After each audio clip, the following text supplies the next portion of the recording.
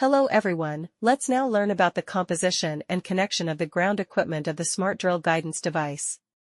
The ground part of the equipment consists of three components: an interface unit, a laptop with SmartDrill guidance software installed, and a 232 serial cable. First, let's look at the interface unit.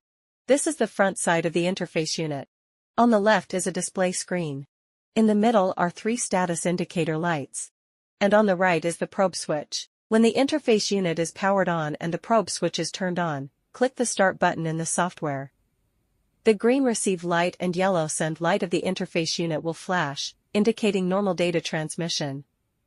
The red light at the bottom is the fault light.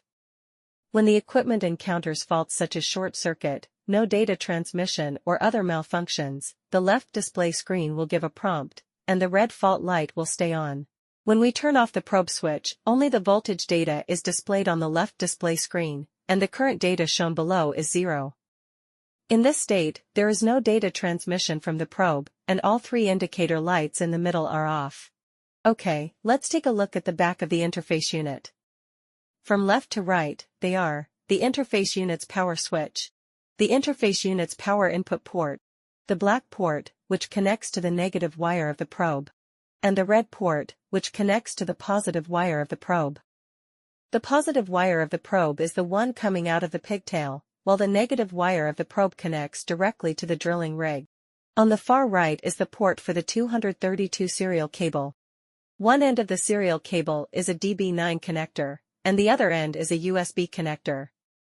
The DB9 connector connects to the 232 serial cable port on the far right of the interface unit's back panel, while the USB connector connects to the USB port of the steering computer. This completes the connection between the interface unit and the steering computer. The guidance control computer is part of the equipment assembly. It has the SmartDrill guidance software pre-installed and is equipped with a USB SuperDog, a hardware key for software authorization. When using the software, the SuperDog must be connected to the guidance control computer, otherwise, the software cannot be launched. Once all connections are in place, we can open the SmartDrill guidance software to perform guidance operations.